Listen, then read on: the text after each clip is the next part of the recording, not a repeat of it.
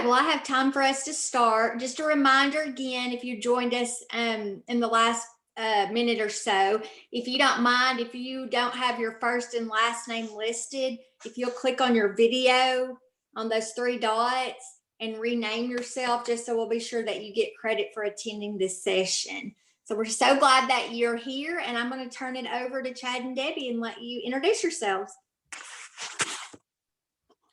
Good morning. We want to welcome you to our presentation of Overwhelmed, What the Science of Wellbeing Can Offer GT students and teachers. We're going to try to cover four basic areas today.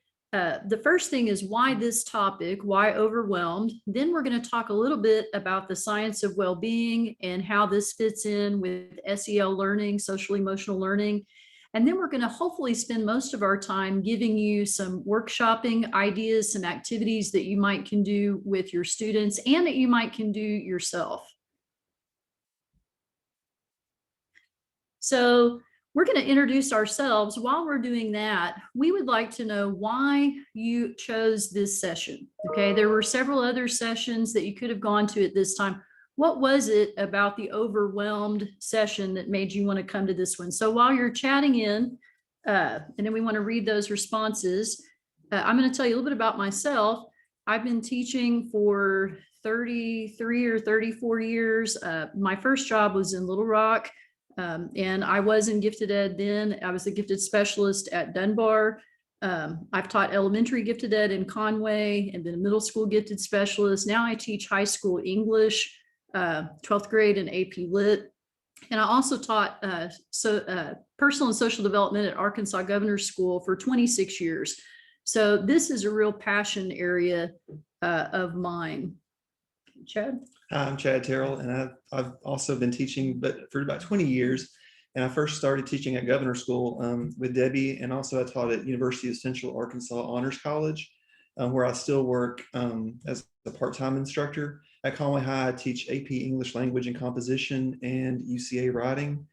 And also I work with the gifted and talented sophomores, juniors, and seniors. Before COVID, we would have monthly seminars, but right now we're not doing that. But this is a real passion interest for me because of my time at Governor's School and with the students that I work with. Okay. So do we have any chats in so far? Why did people pick overwhelmed? Yes. Says, I teach PD and a large component is SEL, so always interested to learn from others and hear other perspectives. Another one was, I feel like a lot of my kids are feeling overwhelmed and I want to try to help. So many students having mental issues this year and appropriate for secondary. Most of my students are struggling with feeling overwhelmed. Another said, I've had students express feelings of being overwhelmed this year and I'd love to be able to help. Our students are experiencing even more feelings of being overwhelmed with what is going on currently. Their lives have been changed. I am overwhelmed and normally a pretty easygoing gal. Another, looking for ways to motivate students when class is not graded. I want to help and learn strategies with dealing with this feeling. At one point or another during this time, I have felt this way. I know some students feel that all the different choices of learning this year may be a little stressful. And the last one, many of my students are experiencing anxiety this year and I want to have strategies to help them. Absolutely. You know, it's almost like we didn't even really need to ask that, but we just kind of wanted to see where y'all were. I know for teachers in the pandemic, trying to teach virtually on site, doing both. Some of you are having to teach your own kids from home, just being cooped up at various times. Of course, the snow last week didn't help that part. I've had to learn a lot of new technology. I'm sure we all have. Stress levels are high. Things are changing. It's uncertain. You know, we don't know when things will end, when things will go back to normal, what that normal will look like. Will we still have virtual learning or not? So yeah, for teachers, it's definitely been an overwhelming year. As well as for students, our students just found out they're not having prom. You know, will they have graduation? Learning virtually, what will college look like? And again, the same things that teachers are experiencing, the cooped up, the new technology, the stress, and then the always present issues, which have been going on for the past 20 years. We see more and more teenagers suffering from severe anxiety. And this has been a real interest for me because I'm seeing more and more of the honors students that I work with at night at UCA encountering issues. And then seeing that happen with the juniors and seniors at Governor School. It seemed like they were more receptive and needing more of the strategies that we had than ever before. And so this is a story in the New York Times several years ago. And even before 2020, at the college level, the pressures just kept growing and growing and growing. And I won't read off a lot of numbers to you, but it's very concerning. And so that's why we have been doing a lot of research into this on our own. And there's been a lot at the national level too. And then I'm reading a book called Give and Take, which we may actually do a presentation on next year. But in this book, they were talking about this woman, Christina Maslick, who has done a burnout inventory. She created the burnout inventory. And teachers have one of the highest rates of emotional burnout anyway. And then you add all of the extra stress with COVID on top of that. And we're at risk, we're at risk for emotional burnout. So one thing I wanted to make sure that we think about, just like on the airplane, when they tell you to put your own oxygen mask on first before you can help anyone else, that's definitely true with this stuff too. Chad and I have learned a lot of things over the years about social emotional learning. I think the most important thing we both learned this year is we can't just read about it and think about it.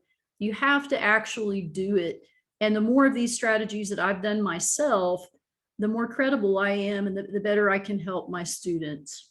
And teaching and nursing have such high burnout because of compassion fatigue. There's a researcher at Stanford, Jamil Zakai, and he's looked at how the empathy demands of these professions, that we have to learn how to adapt or we risk burning out. Okay, so today's focus isn't going to be on the actual science in the science of well-being, but we did want to briefly mention it because all of the strategies and workshop activities that we're going to give at the end are rooted in the science of well-being. So one of the most popular trends right now is in the field of positive psychology. A lot of colleges and universities have departments or colleges within the college that are set up for positive psychology. And a lot of it seems kind of intuitive, like it should be common sense, but really common sense has kind of become uncommon lately. And so positive psychology focuses on questions of how can we live better? How can we be happier? What does it take to make us happy? And the exciting thing about this is that it's actually research-based. It's based in neuroscience and brain activity and some real research. And it's exciting to me that psychology, rather than just focusing on repairing people who are broken, are now really focusing some of their research toward trying to figure out how to make ourselves happier. What is our stake in this and how can we do that? And if we're happier, we're less overwhelmed. And looking at the science, I don't want to give just a list of names, but it really got started in the 1990s with Martin Seligman. And when we talk about some of the gratitude research and things like that, he's the first kind of pioneer of that. And then the ideas of Sonia, and I'm not going to butcher her last name, but she's written several books about the how of happiness and the myths of happiness based on her psychological research. And then it's been popularized by professors like Laurie Santos at Yale, who teaches the most popular online course that you can take, the science of well-being, which we're talking about some of those. Malcolm Gladwell has commissioned her to make a podcast called The Happiness Lab that's in its third season now, and it's a very popular, it's through his Pushkin Industries. And then Gretchen Rubin uses a lot of these ideas in her Happiness Project, which is a book, and she's got lots of other things. So these ideas are grounded in science, but they're becoming ever more popular in various areas. Okay, so how does this tie in with social emotional learning skills? Chad's going to tell you about a few different models Yes, and so the group ASCAD has published a book called All Learning is Social and Emotional, and they identify 5 kind of core areas or competencies that we can then break down into more. But identity and agency, your ability to influence the world, regulating your thinking and developing empathy for other positions instead of just having like your own confirmation bias, regulating your emotions, and then working collaboratively with others, and also being able to have ethics and a sense of leadership and perseverance. And those 5 we see in other areas too. ACT has a new test that just came online 2 years ago, and it's becoming more popular, and it's the Tessera, and it looks at the big 5 from psychology, the sort of big 5 emotional components that we can look at for personality. And this measurement looks at your grit, your conscientiousness, your agreeableness, your emotional stability, openness, and your leadership.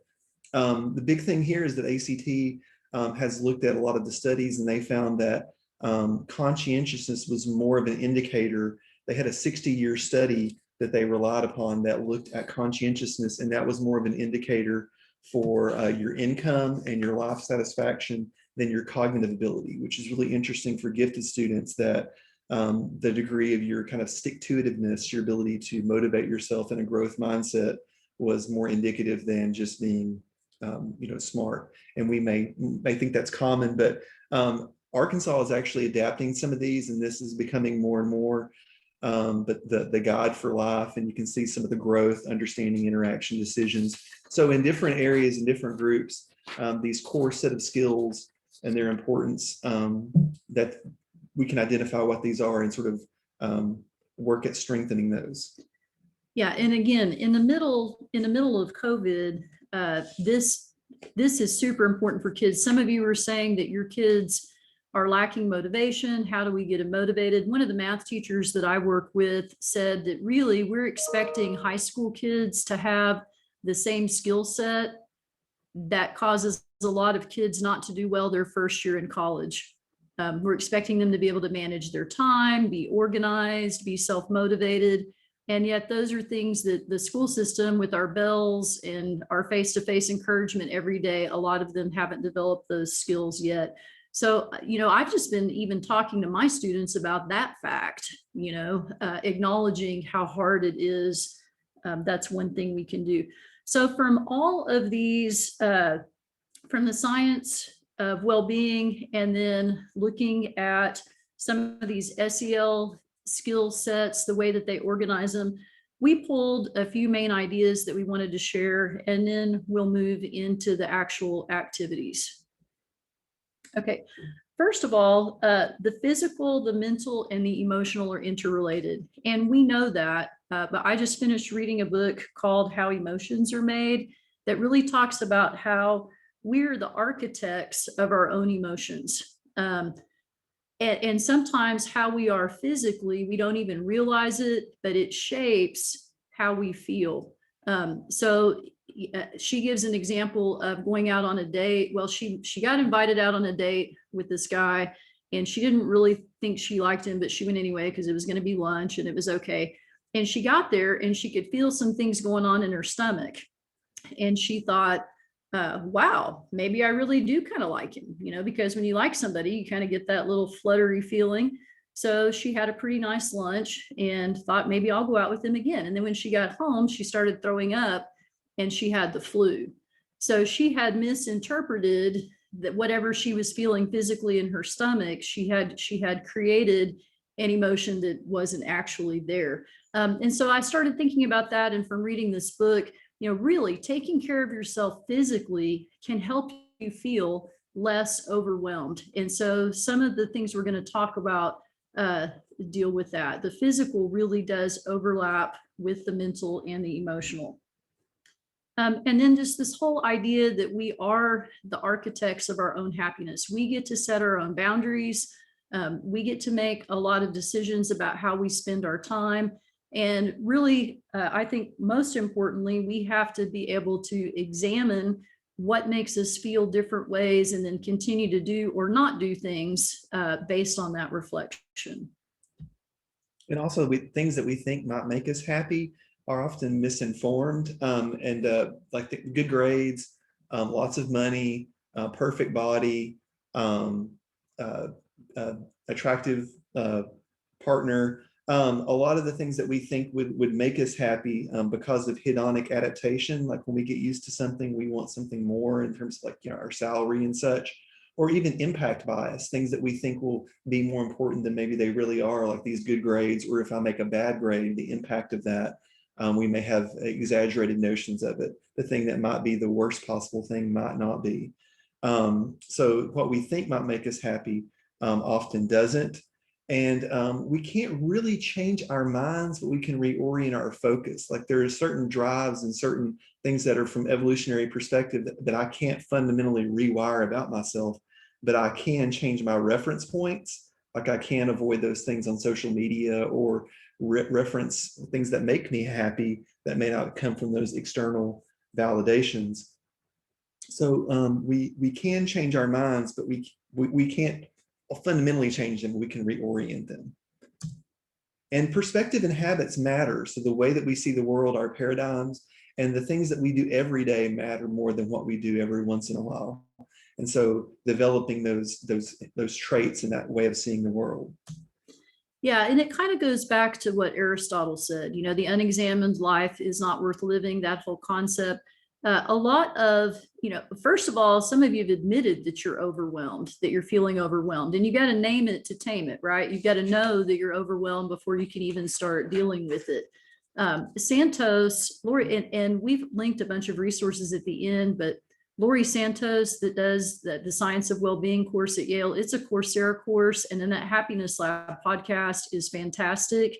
It's a great resource, but she talks about going for what is nutritious. And she's not just talking about food. She's talking about thinking about things that make you feel nourished, that make you feel better, and noticing those things and doing more of those things and doing less of things that take away from that.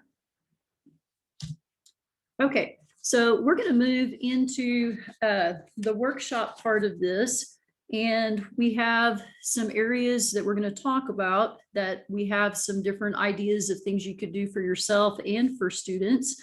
But again, I want to reiterate, I think it's important not just to learn about it and think about it, but to actually do some things. And Chad and I will be talking about some things that we have done this year that we think have really helped us not to feel quite so overwhelmed. Not that I'm not overwhelmed, because some days are rougher than others. I mean, I think we have to admit that.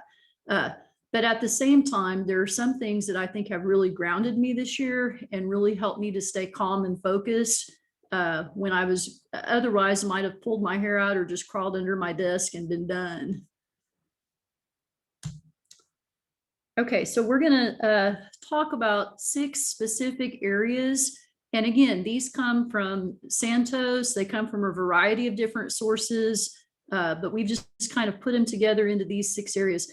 Chad taught a night class at UCA last fall that he'll probably tell you more about, but it was called Overwhelmed. And he actually developed a series of weekly challenges for his students that were based in the science of happiness, the things that can make you happier. And so we've adapted some of those into these areas. Okay, so we have WOOP, mindfulness, empathy, exercises, gratitude, social connections, and then self-kindness. Oh, and one more thing.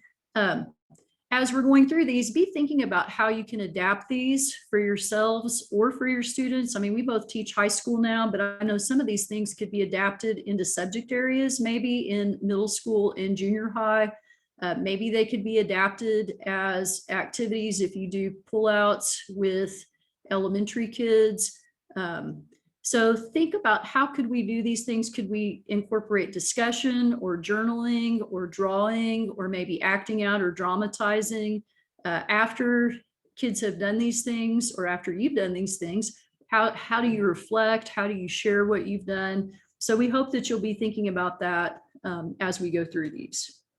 Yes, and so the class that I taught was partly a senior seminar in honors, which focuses on responsible living. That's one of the core values that UCA wants to emphasize. And so I was trying to think of having us look at social media and some of the forces that are making us feel overwhelmed. And then COVID hit that spring, and then I decided to make it more of a workshop-based class. And so each week presented sort of a challenge or an opportunity. So I had students use the WHOOP method each day for the week.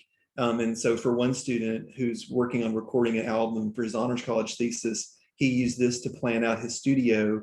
He would, what he wanted to achieve, what outcome he wanted to come from it, what are some obstacles that get in the way, and then to plan ways to get around that. And so you harness the power of negative thinking for positive results. And so there's actually an app, and you can track your progress. It's like 5 minutes in the evening. You can download it there at Whoop My Life.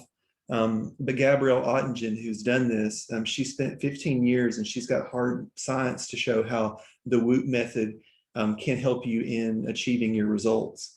And that sounds like, but it's not hokey. There's a 30-page report I can send you on it. But using this to anticipate things that get in the way and work through those. So whooping is one thing that we did. Okay, and one thing that I did through a series of events, it's weird how things work out. I ended up meeting Dent Gitchell. I was working on a committee. We were trying to do some things.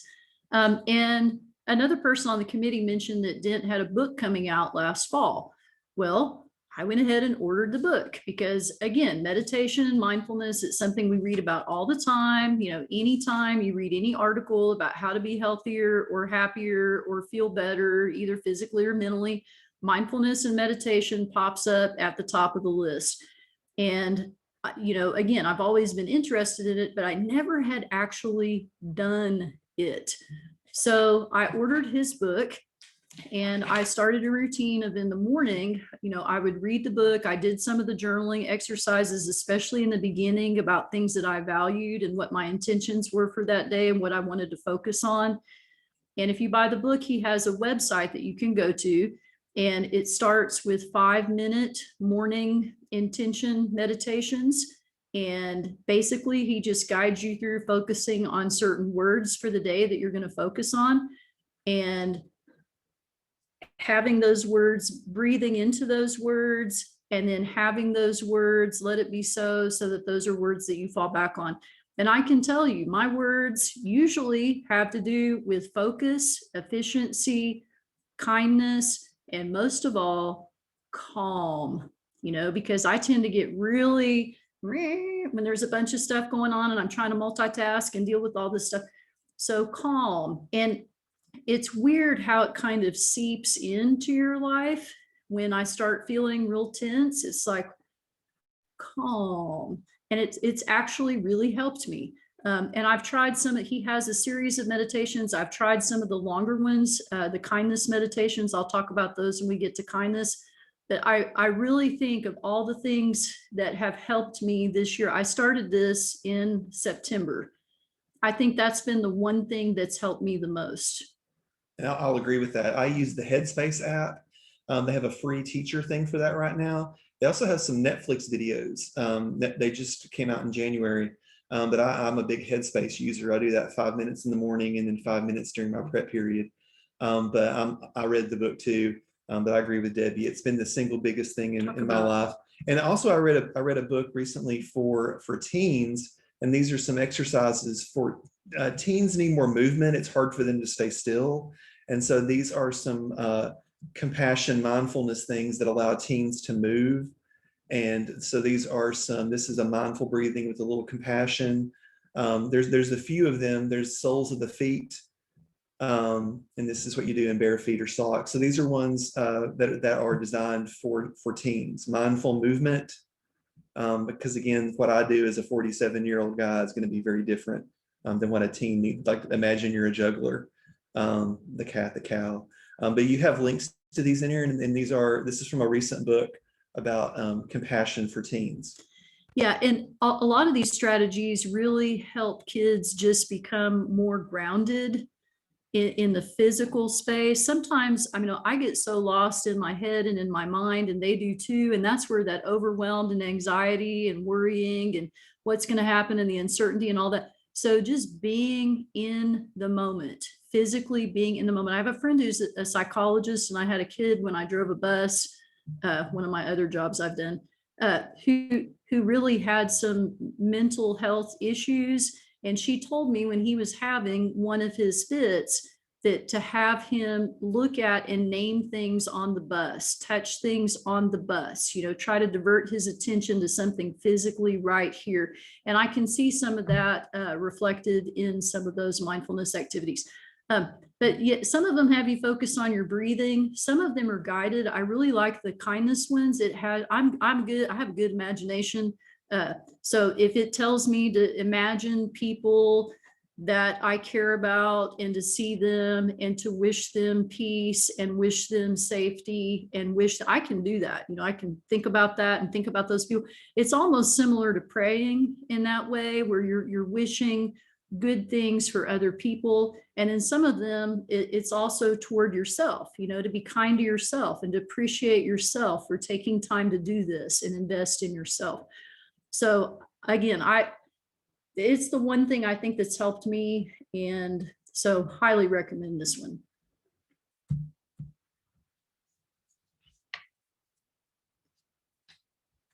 Okay, that's okay. Hang on. It wouldn't be a presentation if you didn't have at least one tech thing go wrong, right? I'm sure we've all learned that this year. Try making a 55-minute Loom video and you accidentally click stop at minute 52 and have to start the whole thing over again. That was bad. So empathy exercises. I read Dr. Zakai's book out of Stanford, and he's a neuroscientist studying empathy, and he put together some exercises. So I adapted them from him, but building empathy when we disagree, and it's so important in our country now and just in life. But listening, it's not so much that you give people knowledge, but you listen to their stories, and then you share your stories about why you hold your view and display curiosity rather than judgment. And that's one way to work on strengthening. Empathy is like a muscle, or it's actually, there are neural pathways with it. That's what he studied. And there are ways to work on strengthening your empathy. Another one is changing social momentum. And so this quote about combating hatred is like firefighting. And so, bring something to it. A teaspoon is little, the fire is huge, but there are millions of us, and each of us has a teaspoon. And then we can work on maybe strengthening or enlarging what we're bringing it in. And so, doing kind acts and reflecting. So these are some of those understanding someone better. Yeah, and we know that doing things for other people, helping, makes us feel better. That's the side effect of that. It's not like you do it so you feel better, but when you help other people or do something that has a positive impact on someone else, it does make us feel better. And if we feel better, we're going to feel less overwhelmed. Okay, so social connections is another area that makes us healthier and happier and less overwhelmed. And man, COVID has put a dent in that. Okay. I mean, it's been hard not to be able to gather with people or see friends or relatives. I mean, I've struggled with that. And then if you do go out, you feel like you're taking your life in your hands, or people are looking at you and judging you because you went out to eat. It's just been strange. And I know my students at school, they are really struggling, especially the ones that are learning virtually. They just don't have their people. And it's hard. You can't even hug. You can't even see people's faces when they're smiling. But we do need to intentionally make time to connect socially with other people. So one idea is using technology intentionally. Having high school kids, our kids spend a lot of time on social media, and it's not inherently bad, but it can be. A lot of times things are judgy on social media, and they kind of go down the doom scrolling hole, or they waste a lot of time doing stuff. So one thing we can do is encourage them to use technology intentionally. It can increase human empathy and connection. And so they need to learn to use their social media for good rather than for ill. And it shouldn't be used to replace offline interactions, though right now, you may not have a choice, but you can use it to enhance. And so maybe taking time to think of someone you haven't talked to in a while, connect with them through social media, through technology. Maybe if you know of someone who's struggling, you can reach out to them and voice support to them online. And again, helping others in turn makes us feel better. Another thing that we can do, and it was weird because I heard this on a podcast, and then I think Malcolm Gladwell's new book, Talking with Strangers, that I haven't read the whole thing yet.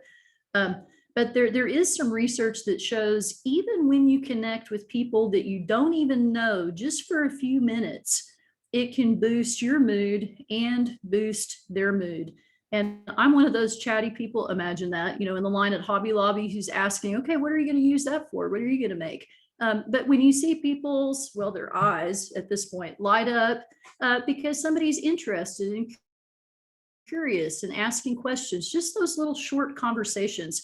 And with students, it could be with another student in the class that they don't know, or somebody in the hallway, just that's important. Connecting socially, we should be emphasizing that. And then the last one, and I don't know if any of you are familiar with the love languages, the 5 love languages. One of the love languages is spending time. And I know that, and again, now it's hard, but if you can take some time, take a whole hour to connect with someone that you care about, whether a kid can Zoom or talk on the phone with a grandparent they haven't actually been able to see, or if I can call, I have a friend who's in assisted living, if I can call and talk to her for about an hour, just taking time to connect on purpose instead of getting sucked into everything we have to do, doing that intentionally. Robert Emmons is a researcher that's looked, and Martin Seligman, his first study was looking at gratitude and sharing gratitude with one another. But experiencing gratitude is one of the ways that we can really make a big impact with a little amount of work, with that 5 minutes a day. Either giving acts of kindness, where it can be giving small amounts of money or your time, or sending notes. That's a way, or writing down what you're grateful for. And it doesn't have to be every day, but here's one that I use. And this is actually my form, it's linked in there, just so that I can easily kind of like what I'm grateful for each day. What would I be grateful for? Like during the weather, I wish I could have gone outside and exercised, gone for a walk, or kind of tell myself that it sounds hokey, but I'm a good teacher. I'm getting through a bad time. Or what are some things that happened today? So that's something that you can do. Write down things you're grateful for. Focus on them as you write. So it's a way to visualize or remember. And then something that was the hardest for the students in my class, writing a gratitude letter and sharing it with the person. But I did ask my seniors this year to do that, especially with teachers having such a hard time. I wanted them to consider writing a gratitude letter to a teacher that they had. But who's someone that's had a big influence in your life? Maybe they wrote a recommendation letter for you, or they were a teacher early on that encouraged you. And so writing that letter and sharing it can result in almost 3 months worth of happiness. That's what Emmons and Seligman discovered, can make you happy, and as well as the person that you're sharing it with. Yeah, I actually did that. It was an email, but Dent Gitchell, his book helped me so much in the little mindfulness activities that he did. I actually wrote him an email and thanked him for helping me get through this year, because it really was helpful. So again, these aren't just things that our students can do. These are things that we can do. And it's kind of counterintuitive when you're busy and you feel overwhelmed. Adding one more thing to do doesn't seem like a good thing to do, but actually it's a very good thing to do because of that recentering, refocusing, giving you a different reference point to operate from. Yeah, and recognizing all the things that we do have, like when you're like, I'm grateful for all kinds of things. I've got this great job where I get to talk to people. I was just thinking, like, I've got a job to go to, and so I was just I'm still doing that, and it just makes my happiness go through the roof. Hey, I've learned how to use Slides Go. I've learned how to use Loom. I've become more adept at Zoom sessions. I mean, the technology that I've gained that I would not have had to use had we not been virtual, always trying to look for that. I've even had some conversations with some of my classes, the first 5 or 10 minutes. Okay, let's just talk. I know this has been a really hard time for you, but how are some ways that you've grown, or what are you thankful for that's come out of COVID, that's come out of this time? And they will tell you, and helping them refocus and think about that, even if it's casually, I think can be important in helping them. All right. So the final area that we wanted to talk about, and this is one that I have to work on, is self-kindness. And the first three really have to do with that physical part, how you are physically and how that impacts the rest of your mood and disposition and your feelings. If you're not getting enough sleep, that can be huge. I know Chad, when his class at UCA was setting their sleep goals, he intentionally went to bed at 9 o'clock when his daughter did. So he was getting an extra hour, hour and a half of sleep every night. He was like a different person. I mean, that made a huge difference. Move more. I've actually got a series of yoga stretches. I have not been very good about doing them regularly yet. I'm going to add that next. I added my mindfulness 5 minutes minimum in the morning. Sometimes it's as much as 15. I'm up to 24. Actually, I can do that if I have time. Drink more water. You know, if you're dehydrated, we know that makes you tired. You know, that's one of the number one things you can do to feel better is drink more water. So another little habit I've added in the morning when I wake up, my husband always did this, but I fill a huge 16-ounce cup of water, and that's the very first thing I do. So two things that I've done consistently now for months is that morning mindfulness and drinking that morning glass of water. And Chad's going to talk in a minute about the habits. And, you know, you can't do all these things at once and jump in. No, you'll be overwhelmed by trying to do all this stuff, but you can pick just some small things. I was listening, was it a Santos podcast that dealt with the inner drill sergeant? Yes. Yes. Okay. So one of the recent podcasts from this time talked about how sometimes we are our own worst critic. You know, why didn't you get that done? You know, straighten up. You got to finish that. You can't go to sleep yet. You know, da, da, da. So we tend to inner drill sergeant ourselves to the point where we make our own selves crazy. So we don't have to do that. We can change that voice. We're in charge of that voice. How would you talk to a friend who is feeling like you're feeling? You know, what would you tell that friend? I would tell my friend, it's going to be okay. It's going to be all right. In fact, a friend actually told me one time, anyone can eat an elephant one bite at a time. You know, so which bite am I going to take today? So how would you talk to a friend? Talk to yourself that same way. Be aware of that inner voice. Don't be an inner drill sergeant. And I think with our GT kids, you know, some of them, they're stressed out, and we've got the seniors, so they're stressed out about college and everything. Just reassuring them and telling them these, don't be an inner drill sergeant. Focus on your strengths. Focus on what you're doing right. How would you talk to a friend? Talk to yourself that way inside your head. I've got another little book that I really like. It's called The Four Agreements, a Toltec Guide to Wisdom. We put a link to it in the resources as well. The two of the four agreements that I think really can help reduce feeling overwhelmed. The first one is don't take things personally. Y'all, when students are on site, go virtual, it hurts my feelings. And their choice has nothing to do with me, you know, or when they're virtual and they don't watch my Loom videos that I work so hard to do, it hurts my feelings. But I have to remind myself, don't take it personally. It's really not about me. I have to think about what they're going through, where they are, and I'm just going to do the best I can and accept them for where they are. So don't take things personally. The other one of the four agreements that I really like is always do your best. And in that chapter, it talks about how your best is different depending on the circumstances. If it's a day when you don't feel well, you're not going to perform as well as a day when you've had plenty of sleep and you feel great. You know, so do your best, but understand that your best is different depending on the conditions. And I think we can send that message to kids as well. Here's a habits handout that we put together for the academy. That's the group that we have that meets after school. But the foundational four, so it's not like you can't really do all these things at once. You have to pick one and start small. Exercise, these are kind of the foundational four. Healthy diet, Debbie's practice of a full glass of water is an example of a keystone habit, a small change, or even making your bed, something that can introduce into your routine that carries over. Teens and sleep, they don't get enough of it. I was telling Debbie how much better that I felt getting 8 to 9 hours. Practicing mindfulness even while brushing our teeth. You can be brushing your brain.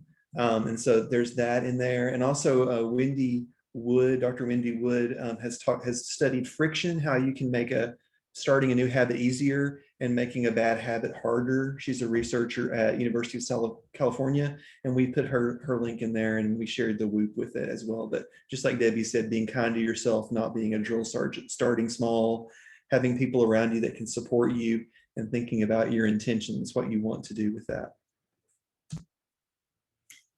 Okay, so what now? We've thrown a lot of stuff at you. Some of them are activities, some are just things for you to be aware of, maybe change your own perception or the way that you're thinking about things. But what will you do to increase your own well-being, to reduce your feelings of being overwhelmed? How are you going to put on your own oxygen mask first? And it all starts with knowing some things, knowing what to do. But really, I think the foundation of it is in doing those things. And so figuring out a place to start, what's one thing that I'm going to add, and then making that a habit and a routine. Habits and routines create a foundation. And so we need to think about what habits and routines are nourishing for us and which habits and routines drag us down. I also, and again, if we do this give and take next year, I'm in the middle of that book right now. It talks about how teachers are natural givers, and there's givers and matchers and takers. Okay, we all know the takers. They're the people who suck everything up. And then there's matchers, like if I do this for you, then you do this for me. They kind of see the world being equal sum. Givers, give freely. But some givers end up being doormats, and are overwhelmed and exhausted. And then some givers actually rise to the top. And so what is it that separates those two? Well, that's the chapters that I'm on now. But what I read this morning starts talking about how givers who excel, they care about other people and they give to other people, but they also care about themselves. Okay, so having those healthy boundaries, setting aside some time to do things that are nourishing for you, creating those habits, that's important. So it really starts with us. And then we have to think about where this fits in with the curriculum, and how and where can we do some of these things. Chad and I started a group that meets after school. It's called the Academy. It's not really for gifted kids, but that's mainly who's coming because they're the ones that are interested in the kinds of topics that we're talking about. We did a whole session on habits and forming habits. We had another meeting where I talked about how emotions are made, and we talked about that. We're going to do one on mindfulness this month. So we've turned it into kind of for this year, extracurricular, but we're thinking next year. I know when Chad goes back to doing the once a month pullout with secondary that are really hard to figure out something to do for those sometimes. These are some ideas of things that I think he'll use for that. Absolutely. And bridging, a lot of these are ancient philosophical concepts, the Greeks, Buddha, the Stoics, Epictetus, all those ideas, and then getting them informed today with modern science, with neuroscience. And so students can sort of see the connections between ancient ideas and cutting edge science. Yeah, and Santos has some great episodes on that. In fact, we played parts of her podcast as part of our Academy curriculum. But it talks about the charioteer and how you have competing horses, and so there's a lot of good stuff. And I remember from my days attending AGATE and being involved, there's a lot of stuff for elementary teachers, but there isn't as much sometimes for secondary. So a lot of the sources that we have are geared more toward secondary or toward helping you, some things that might help you. So kind of looking, this is our resources. These are hyperlinks. I helped pilot this fall. Lori Santos wanted to adapt her Psychology in the Good Life class for high school students. It's a 20-week, or you can do a 12-week or 20-week, or do it a la carte. It's completely free, and so the link there will take you, and you can join that consortium if you'd like to and get the curriculum.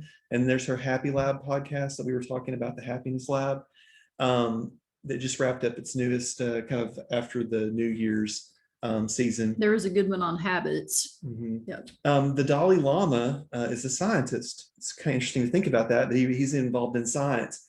And at Emory University, there is a new free K through 12 education program called C Learning, Social, Emotional, and Ethical Learning. And we've been actually kind of looking over the curriculum for that. Tara Pope Parker has a How to Be Happy New York Times interactive wellness guide that's kind of handy. And I've linked Dan Gilbert's PBS. He had This Emotional Life. Dan Gilbert wrote a book called Stumbling on Happiness, and he's a psychological researcher. And these are all 3 episodes of that, from family, friends, and lovers, facing our fears and finding happiness. So if you're interested, check those programs out. Here's Wendy Wood's book, the Give and Take book that Debbie talked about, The 4 Habits. And then UCA shared a coronavirus anxiety workbook with faculty. And so I linked that for you there if you wanted to look and see some activities to do. If you have students that are anxious, there's some things in there that could maybe help them with that. I think that we're at 1 o'clock now. Such wonderful information. Y'all did have one question. We've got about 5 more minutes, if you don't mind. Okay. Let me get to the chat here. Someone wanted to know, when applying these workshops, concepts with students, do you have any suggestions for working with students who may be resistant to vulnerable activities like mindfulness or expressing gratitude? Expressing gratitude, I think, is easier. I think mindfulness is a little trickier, just because of where we live and because people think it's, woo-woo California stuff. I think focusing on the science is always the first step. Honestly, in my classroom, I haven't done any mindfulness with them. I have done some gratefulness stuff. I think, it's absolutely fine to have them write a letter to someone. I teach English. You can have them do that, right? But the mindfulness, we're going to implement that through the academy, which is outside of the school hours. We're going to start it there and then maybe get our feet wet and see how that goes. I know at Governor's School, when Jim Rush did mindfulness in the evenings, the high school kids flocked to that class, and he would do it on a regular basis, and the numbers would grow throughout the time. But again, it wasn't something they were forced to do. It was something that they volunteered to do. So you might look through that list of movement mindfulness that Chad gave, and maybe you could find an activity that they could do that wouldn't be, that would be more easily received. Or you could have them do it outside of class and then use the class time to reflect on what was difficult or hard for them, or so they wouldn't be vulnerable to doing that, because I can't do it around other people. And in fact, I haven't gotten beyond 5-minute episodes. I'm still in the little 5-minute zone, but having them reflect on either the challenges or which method works for them, and then they're not actually doing it, or they're not. Yeah, and that's an idea. And I don't know what age group this person works with, but if you give them kind of a menu of activities, talk about some things that can help them, the science behind it a little bit, and then maybe they either do the 5-minute meditation, or they write the gratitude letter, or they journal about an intentional act of kindness, then that might be a way to ease into that. And I was telling you, we might even try, Netflix has the Headspace ones. And so if they're all watching a program, it's an animated guided meditation that would seem to not make you as vulnerable. You're just watching a Netflix program and you're doing what they tell you to do on the screen. That might be something.